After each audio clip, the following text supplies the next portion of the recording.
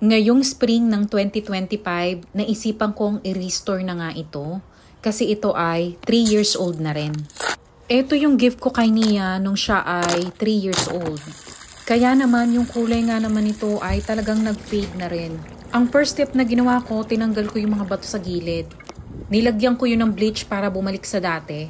Siyempre, ilalabas na rin natin yung mga gamit sa loob. Medyo mahirap nga lang talagang maglinis kapag ganito.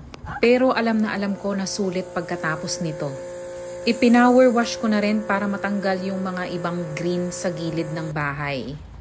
Nag-fade na talaga yung kulay nito at parang medyo green na rin. Kakaumpisa pa lang ng spring kaya ang weather dito ngayon ay medyo malamig pa. Kaya naisipan ko na gawin na kesa mag-iintay ka pa ng summer, inapakainit, mas mahirap. As much as possible, gusto ko si Niyang naglalaro. Yung physically talagang naglalaro.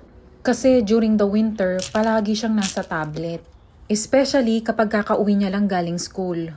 6 years old na si Nia. At alam niyo mga mamis, mabilis lang ang oras. Mabilis lang ang years. Ang gusto ko habang bata siya, maglaro siya ng maglaro. Yung magsasawa siyang maglaro. Kasi alam ko darating yung time na magsasawa din siya kapag malaki na siya. Darating din yung time na ayaw niya na akong kalaro. Darating yung time na mababarkada din siya. At darating ang araw na lalaki talaga sila. Ang gusto ko, enjoyin niya yung pagiging bata. Anyway, bumili nga pala ako nito sa Amazon. Ito ay rock glue.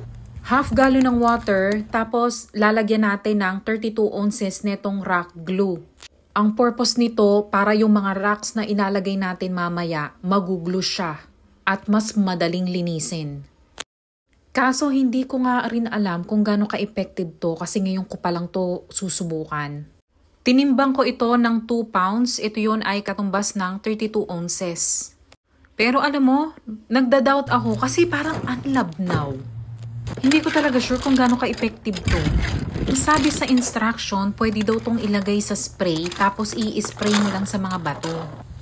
Pero ang ginawa ko, nilublog ko talaga siya dito para to make sure na lahat talaga ng bato is mababasa. Bumili na rin ako ng konting decoration sa bahay.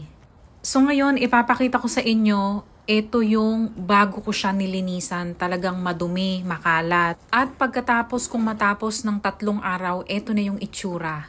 Parang bagong-bago na ulit. Parang mas maganda pa to kaysa nung ibinild ko siya dati. Ano sa tingin nyo mga mommies? Magandang umaga, Pilipinas!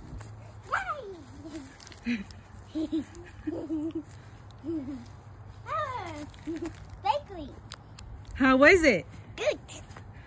I want to put this a little bit more down back there, so it's like so it's kind of like a drive-thru. You like it? I want to get the pool next. Oh my God! Pool next? Yeah.